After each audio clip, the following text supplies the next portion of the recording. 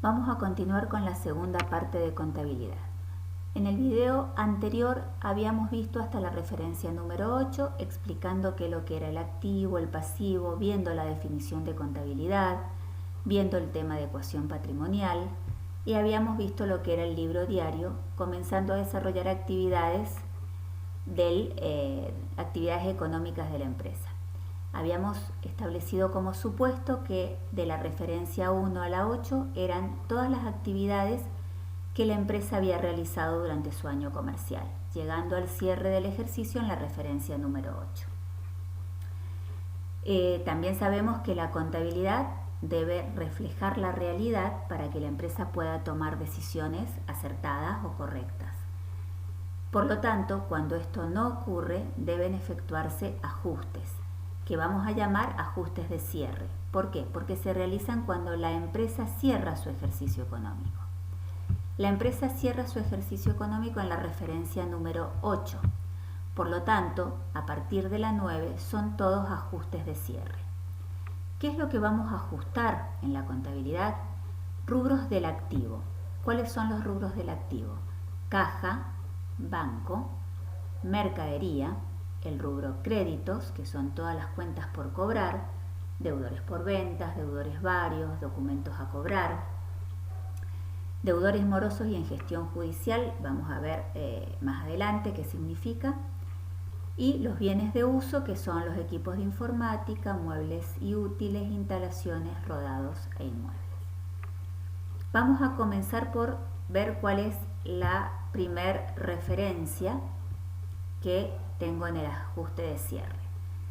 Dice: el arqueo de caja arrojó un saldo de 10.000 pesos. Primero que nada vamos a explicar qué es un arqueo. El arqueo es cuando se cuenta el dinero que la empresa tiene.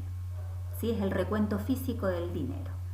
Este valor debe coincidir con el que arroje la contabilidad. De no ser así, se debe hacer un ajuste. Cuando se hace el recuento físico del dinero, dice que en caja hay 10.000 pesos. Tengo que ver cuánto tengo en la contabilidad, según contabilidad.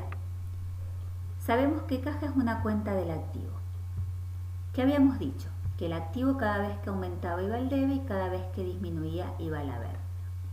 Eso quiere decir que cada vez que yo tuve caja en el debe fue un ingreso de plata a la empresa y cada vez que caja la tuve en el haber fue una salida de dinero de la empresa. Por lo tanto, para poder determinar el saldo de caja según contabilidad, voy a tener que sumar, vamos a determinar el saldo, viendo cuánto tengo de monto en el debe. Para eso voy a ir al libro diario y voy a ver que en el libro diario tengo en el debe caja por 10.000, luego tuve por 2.500,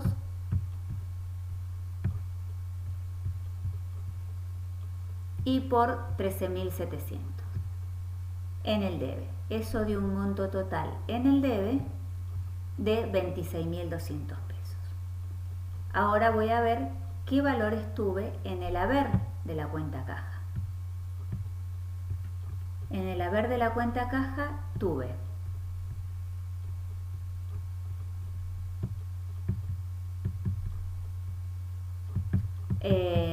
cuando pagué la luz 2.000 pesos y finalmente cuando deposité la recaudación de 13.700. Eso me da en el haber un monto de 15.700. ¿Cómo se saca el saldo de una cuenta? Se hace la resta entre el debe y el haber. En este caso, siempre las cuentas del activo me van a dar un valor mayor en el debe o igual en el debe y en el haber, pero nunca el valor del haber puede ser mayor al del debe. ¿Por qué? Porque en este caso, por ejemplo, yo tengo 26.200 pesos. ¿Cuánto pudo haber gastado la empresa? Como mucho 26.200, no más. Por eso, en este caso solamente gastó 15.700. Por lo tanto, el saldo deudor es de 10.500. ¿Cuánto podría haber llegado a ser el saldo? 0, en caso de que hubiera gastado la totalidad que tenía, que era 26.200. Pero en este caso es de 10.500. Cuando cuento el dinero, yo cuento 10.000 pesos. Eso quiere decir que no hay una coincidencia, faltan 500 pesos. Después analizaré por qué faltan esos 500 pesos. Pero en principio, mi cuenta caja debe reflejar la realidad. La realidad es 10.000, por lo tanto, el saldo de la cuenta caja debe quedar en 10.000. ¿De cuánto es la diferencia? 500. Esto es lo que voy a ajustar. Yo sé que de 10.500 debo llegar a 10.000, que es la realidad. Para que la caja pase de 10.500 a 10.000, la tengo que disminuir en 500. Cuando la cuenta caja disminuye, significa que va a ir al haber. Por eso, mi primer asiento de ajuste, que es el de caja, va a tener la cuenta caja en el haber por 500. ¿Qué pasó? ¿Me faltó o me sobró plata? Si yo tendría que haber tenido 10.500 de acuerdo a mis comprobantes y a las operaciones que he realizado y cuento 10.000, quiere decir que me están faltando 500. Al haber un faltante es una pérdida que se llama faltante de caja. Si yo voy al plan de cuentas en los egresos, voy a ver que tengo la cuenta faltante de caja como un egreso. ¿Qué hubiera pasado si en vez de ser el arqueo de 10.000 hubiera sido 11.000? Eso significa que el análisis hubiera sido que de los 10.500 yo hubiera tenido que llegar a 11.000. El ajuste seguiría siendo de 500, pero en vez de disminuir la cuenta caja, la tendría que haber aumentado. Es decir, que caja tendría que haber estado en el debe por los 500 y en el haber la cuenta sobrante de caja. La cuenta sobrante de caja es una cuenta de ingreso.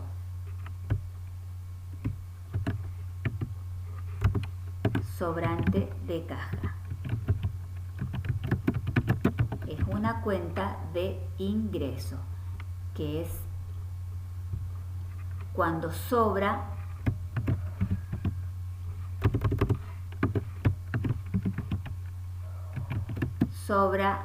dinero en la rendición del efectivo.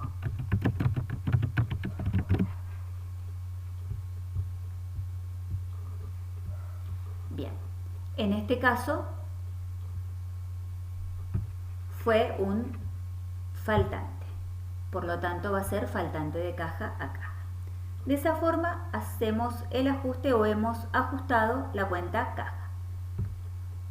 En el caso de la cuenta banco, se ajusta a través de una conciliación bancaria que se hace en forma mensual, que en este caso no se va a ver en la materia.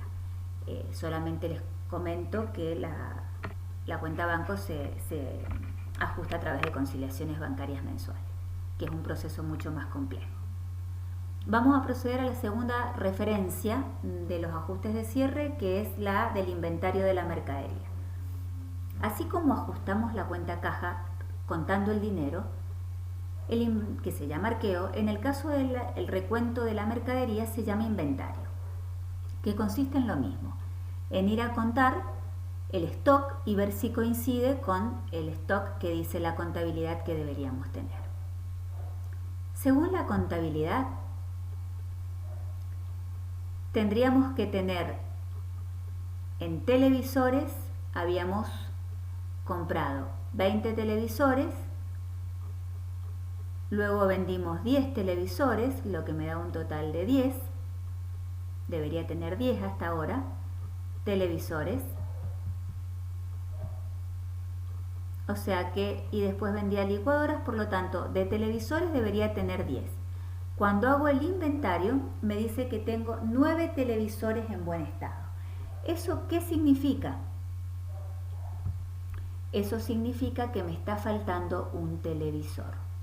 En el recuento, por lo menos en los televisores, falta uno. ¿Cuál es el valor de los televisores? 12.000.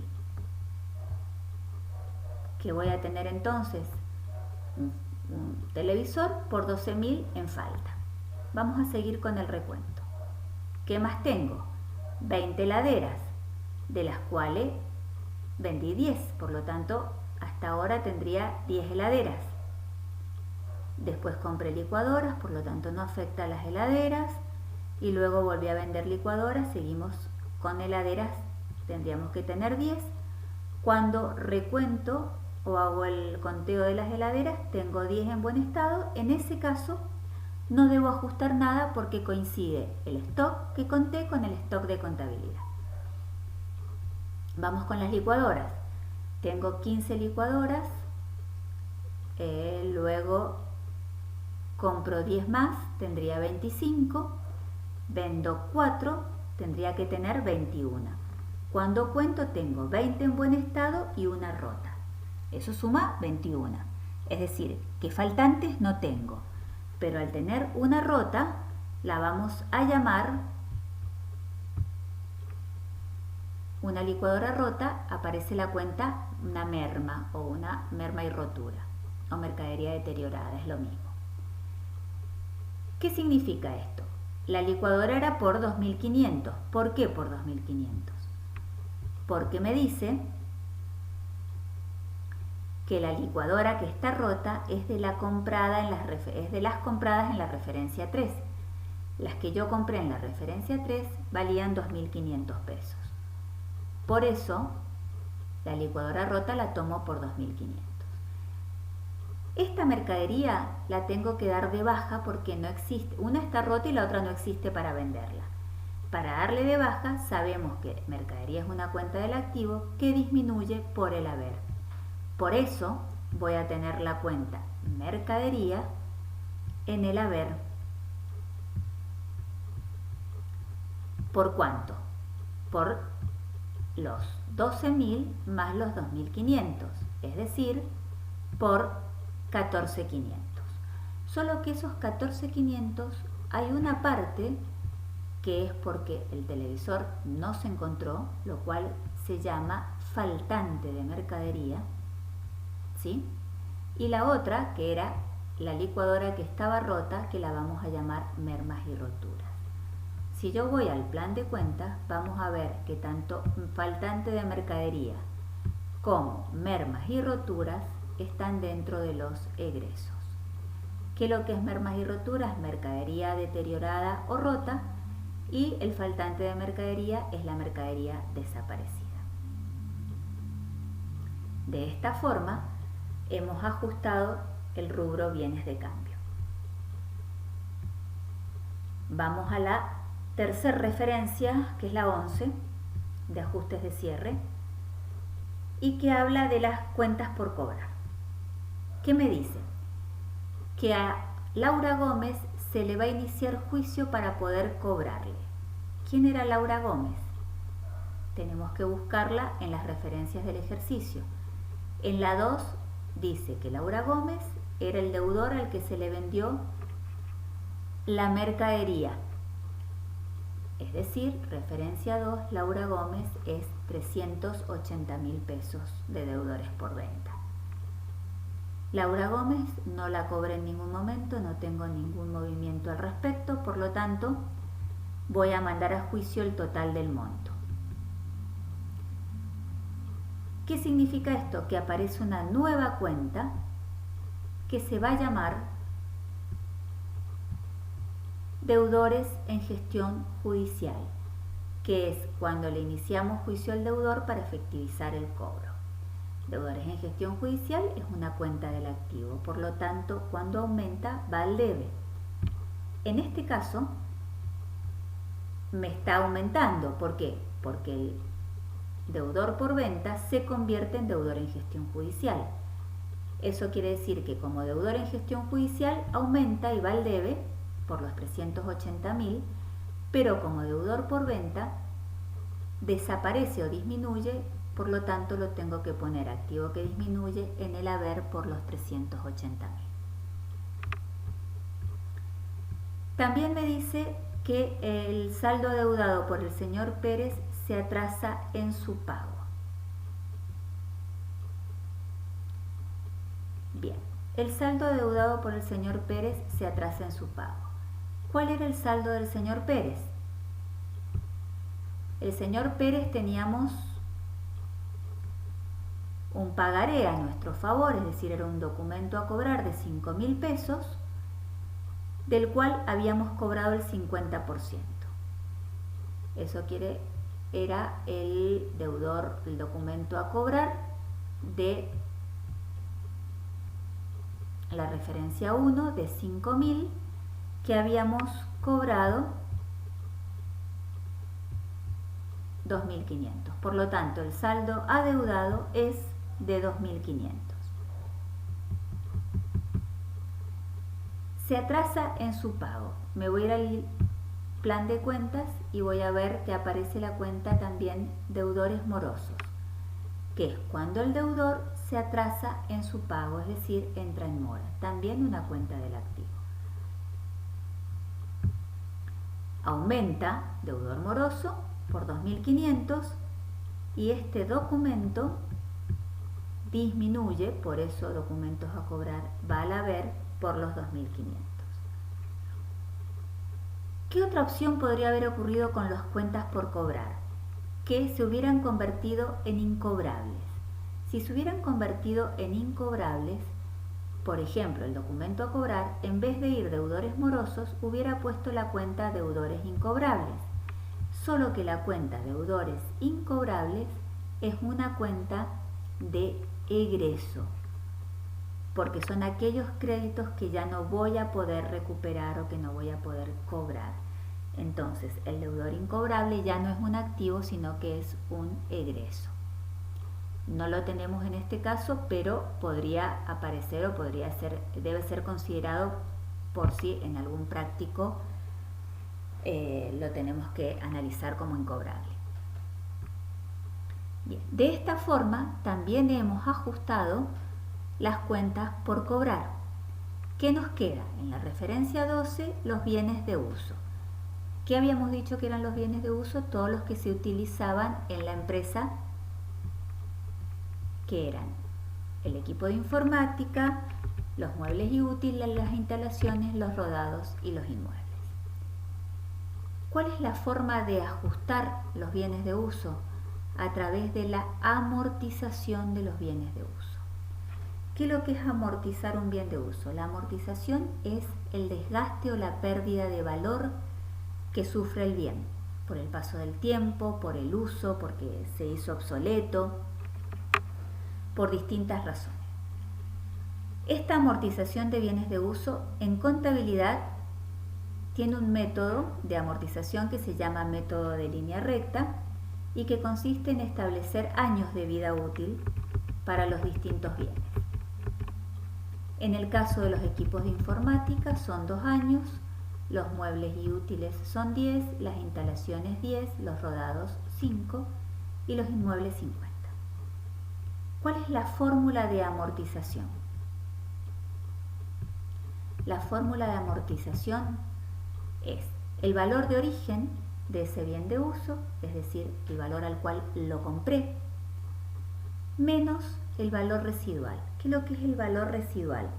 El valor que yo estimo que puede valer mi bien de uso una vez finalizada su vida útil. Por eso se llama valor residual, es el valor de residuo. Yo considero que después de finalizada su vida útil puede valer 5.000, 2.000 o 0. Puedo establecer también que el valor residual es 0. ¿Sí? Contablemente va a valer 0. Eso no quiere decir que el valor en el mercado no exista. Si contablemente un bien para mí vale 0 porque lo amorticé totalmente y lo puedo vender en 10.000 pesos, quiere decir que yo voy a tener una ganancia por la venta de ese bien de uso de 10.000 pesos. ¿Sí? Si lo puedo vender si mi valor residual o el valor que yo estimo que vale después de terminada su vida útil es de 3.000 pesos y solo lo puedo vender en el mercado por 2.000 porque es el precio que cotiza en el mercado, en ese caso estaría teniendo una pérdida de 1.000 pesos. Esto es a modo explicativo, no es que si no lo van a desarrollar o no vamos a ver ventas de bienes de uso en contabilidad. Solamente vamos a ver el cálculo de la amortización. Vamos entonces a la referencia. ¿Qué me dice? Que se amortizan los bienes de uso que tiene la empresa estimando un valor residual del 10%. Una vez determinado eso, voy a ver qué bienes de uso tengo en la empresa. Dentro de mi libro diario, como bienes de uso, solamente tengo el rodado por 150.000 pesos. Entonces, el valor de origen es los 150.000. Si habíamos establecido como valor residual el 10%, quiere decir que el valor residual es de 15.000. La diferencia entre los dos me va a dar el valor amortizable. Pero la cuota de amortización, o lo que yo voy a amortizar ese bien de uso todos los años, va a ser ese valor amortizable dividido los años de vida útil, que en el caso del rodado son 5. Eso me da una cuota de amortización de 27.000.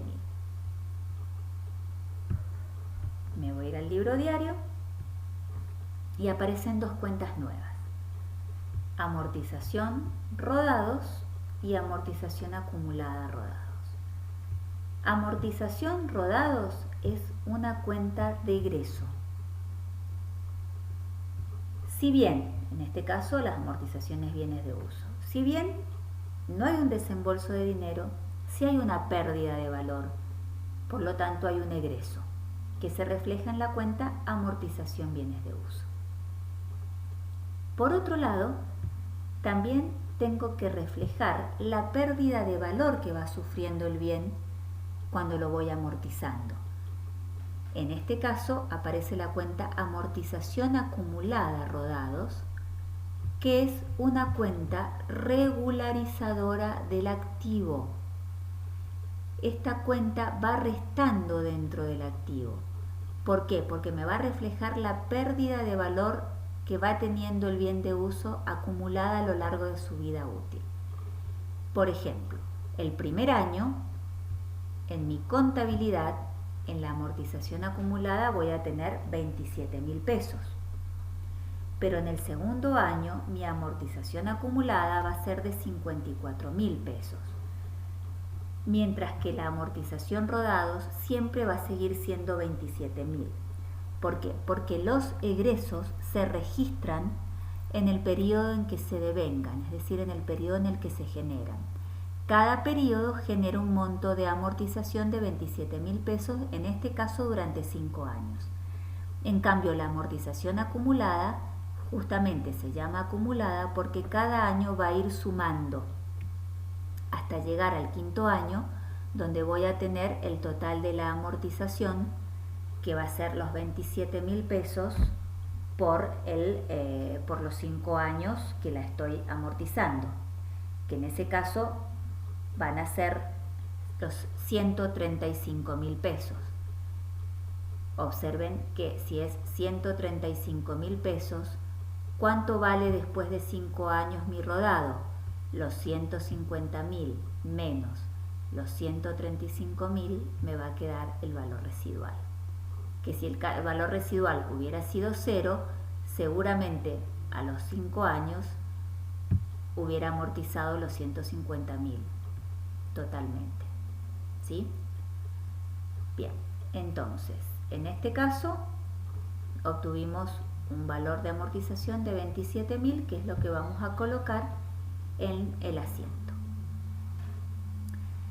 Si vamos a analizar el tipo de ecuación, habíamos dicho que cada vez que aparecían cuentas de ingreso y egreso era dinámica, por eso tenemos ecuación dinámica en el ajuste de caja, tenemos ecuación dinámica en el de las mercaderías, es estática en el caso de las cuentas por cobrar porque no hay ingresos y egresos, y es dinámica en el caso de la amortización porque la amortización rodados es un egreso. De esta forma hemos terminado lo que significa el llenado del libro diario y los ajustes de cierre. Vamos a pasar a la otra parte, que es la confección de la ecuación patrimonial. La confección de la ecuación patrimonial Ya habíamos dicho que lo que era la ecuación patrimonial, que era activo menos pasivo igual a patrimonio neto, y a la vez que el patrimonio neto era igual al capital más los ingresos menos los egresos. Para la ecuación patrimonial vamos a trabajar con los saldos de las cuentas. ¿Cómo vamos a obtener los saldos? Como lo hicimos anteriormente. Por ejemplo, en el caso de caja, ¿cómo habíamos determinado el saldo? Habíamos dicho que caja aumentaba por el debe y disminuía por el haber, por lo tanto, todo lo que estaba en el debe se sumaba, lo del haber se restaba y el saldo era 10.500. Como en el caso de caja también tuvimos un ajuste donde tuvimos en el haber 500, llegamos a un saldo final de caja de 10.000. Vamos a poner entonces activo para hacer la ecuación. La primera cuenta es caja por 10.000. Me voy a ir entonces al libro diario. ¿Cuál es la siguiente cuenta del libro diario? Banco. En banco voy a hacer exactamente lo mismo que hice con caja. Voy a sumar todos los montos de banco que tenga en el debe, que son los 15.000,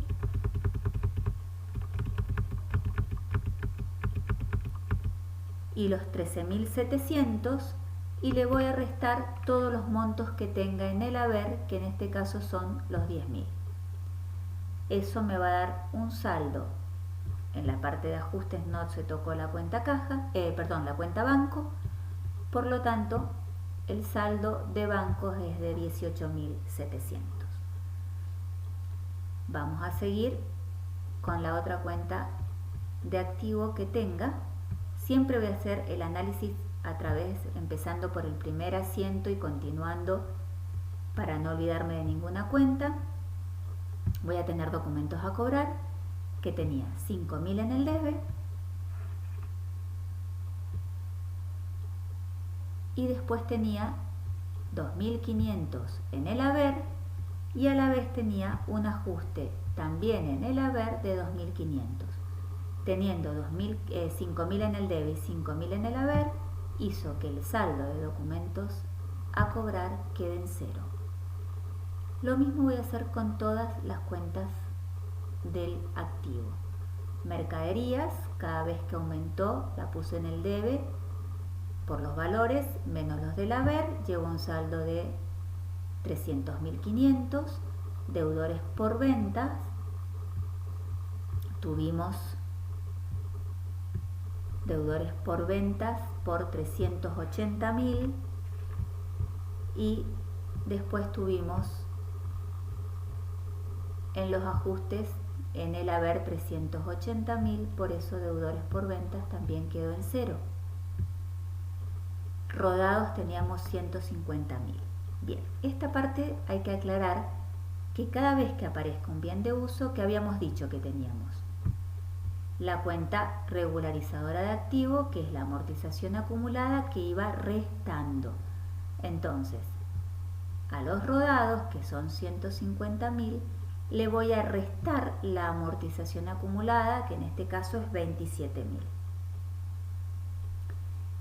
Y aparecen dos cuentas nuevas que aparecen en el ajuste, que es los deudores morosos por 2.500 y los deudores en gestión judicial por 380.000.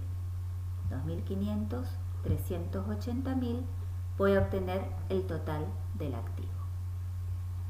Menos el pasivo. Voy a volver al libro diario y voy a ver qué cuentas tengo del pasivo. Si habíamos visto el plan de cuentas, sabíamos que en el pasivo habían tres cuentas: proveedores, acreedores varios y documentos a pagar.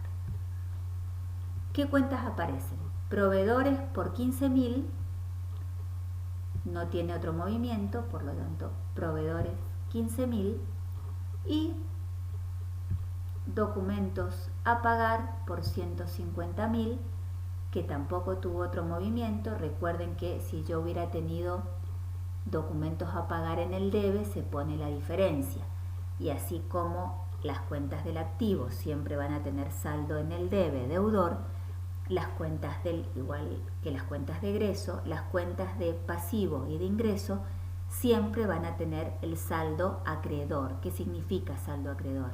Que siempre el haber va a ser mayor que el debe. ¿Por qué? Porque si yo debo, por ejemplo, 10.000 pesos, solamente voy a pagar 10.000 pesos, no voy a pagar más de 10.000 pesos. O sea, o pago la totalidad o pago menos. En caso de pagar más de 10.000 pesos, eso ya no es la deuda, sino que son intereses y es otra cuenta. En este caso, los documentos a pagar y proveedores solo tuvieron movimientos en el haber. Por eso tenemos 15.000 en proveedores y 150.000 en documentos a pagar. Obtengo el total del pasivo. Esto es el lado izquierdo de la ecuación. Vamos a desarrollar la otra parte de la ecuación, que es la parte del patrimonio neto formada por capital más ingresos menos egresos. Capital lo vamos a obtener de la referencia número 1, que es donde se creó el capital, que es 600.000. El capital entonces es 600.000. Más ingresos. ¿Cuáles fueron las cuentas de ingresos que tuvimos? Si hacemos un seguimiento, vamos a ver que las cuentas de ingresos que tuvimos fue la cuenta venta de 380.000 y otra más que fueron los 14.000 y no tuvimos más cuentas de ingreso. Entonces vamos a tener la cuenta ventas por 394.000 menos los egresos. Vamos a ver qué cuentas de egresos tuvimos. Como tuvimos ventas, tuvimos costo de ventas por 270.000 y por 10.000. Es decir que tengo el costo de ventas por 280.000.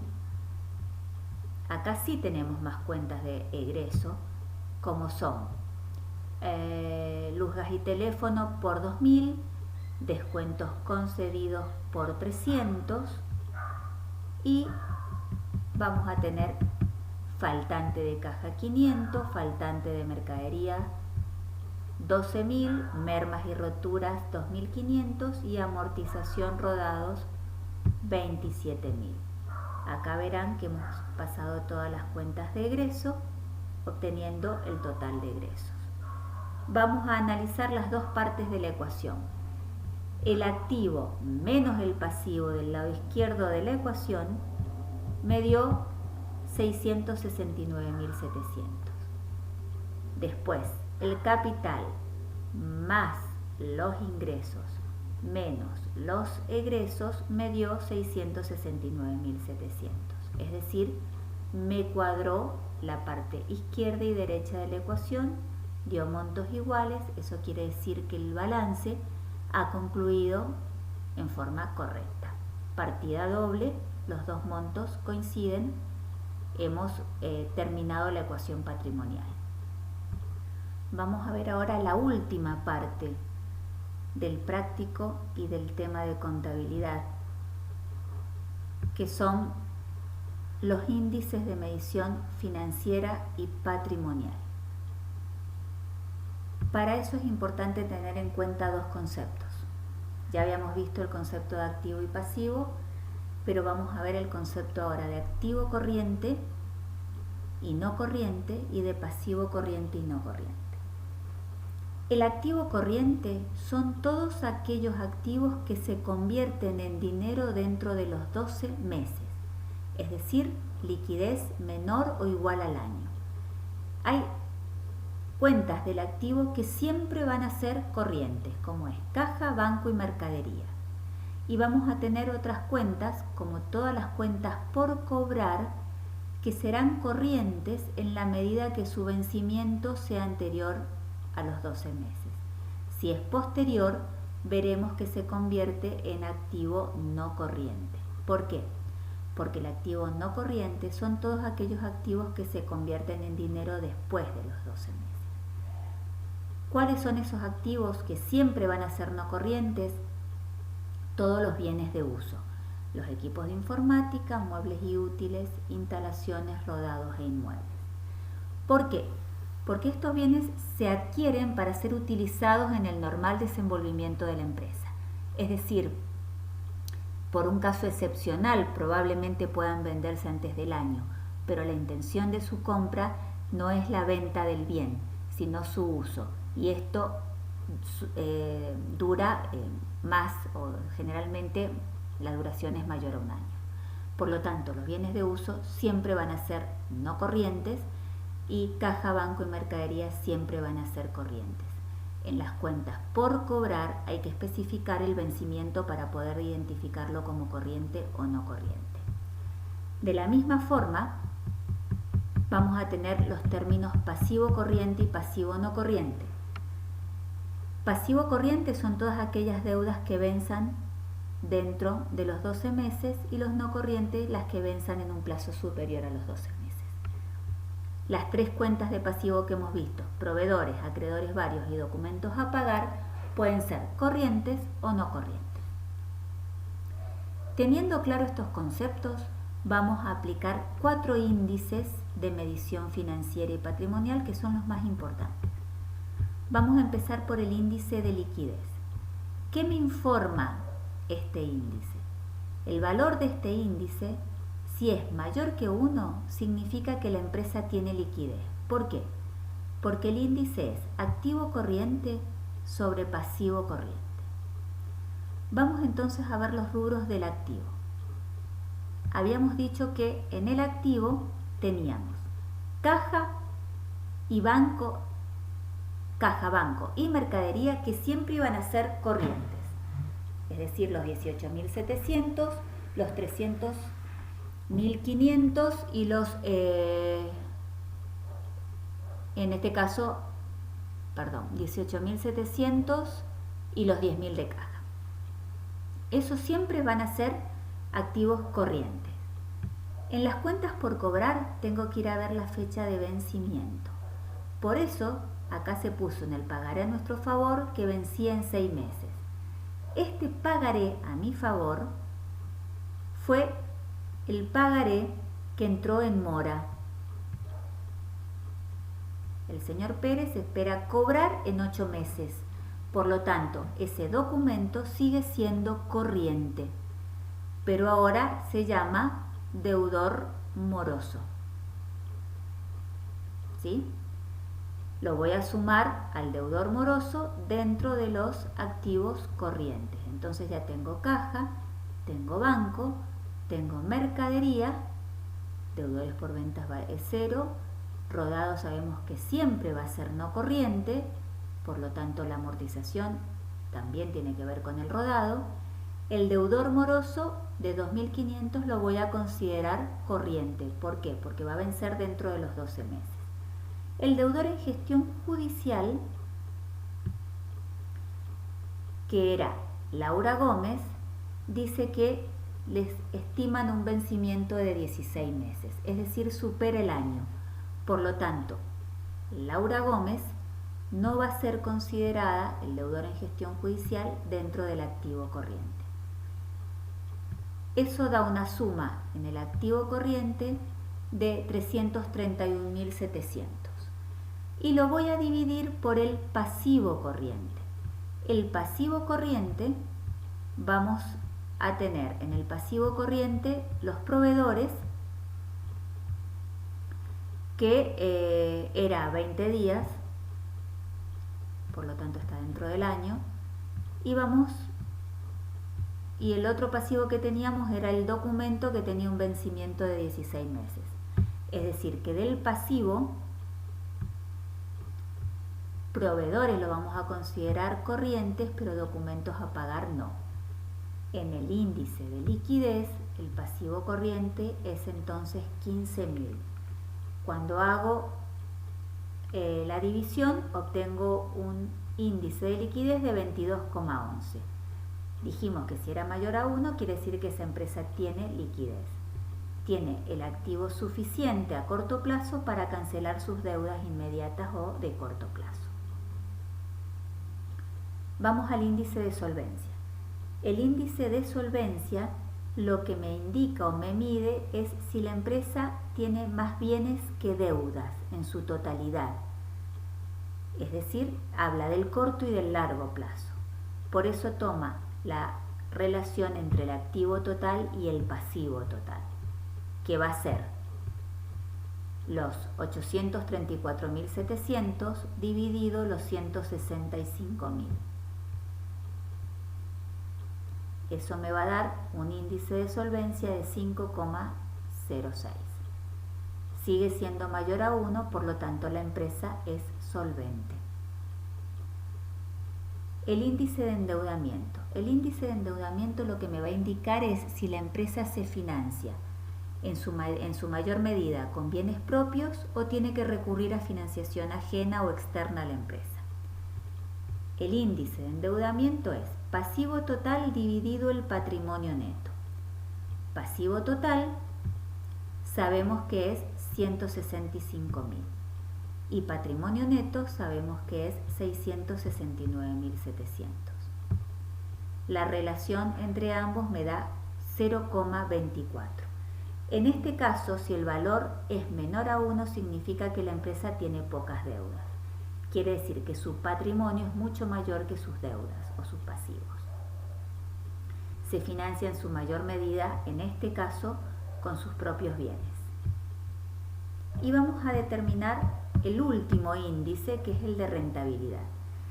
En este caso, o en los casos que vamos a ver de práctica, como es un modelo con muy pocas actividades económicas, siempre va a ser muy poco rentable porque tenemos muy pocas operaciones que me puedan generar rentabilidad o ganancia o una gran cantidad de cuentas de ingreso.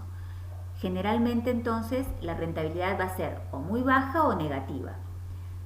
¿Cómo se obtiene este índice? Es el resultado del ejercicio. ¿Cómo obteníamos el resultado del ejercicio? El resultado del ejercicio eran los ingresos menos los egresos. Eso lo habíamos visto al principio. Habíamos obtenido el resultado del ejercicio, ingresos menos egresos. ¿Sí? ¿Cuáles son los ingresos? El total de ingresos era 394.000 y el total de egresos es 324.300. El resultado del ejercicio es una ganancia, en este caso, de 69.700. En este caso se divide sobre el capital, no sobre el patrimonio neto. Hay una gran diferencia. Lo que yo quiero ver es cuál es la rentabilidad que me generó ese capital que invertí inicialmente. Es decir, qué rentabilidad me generó el capital, que es de 600.000.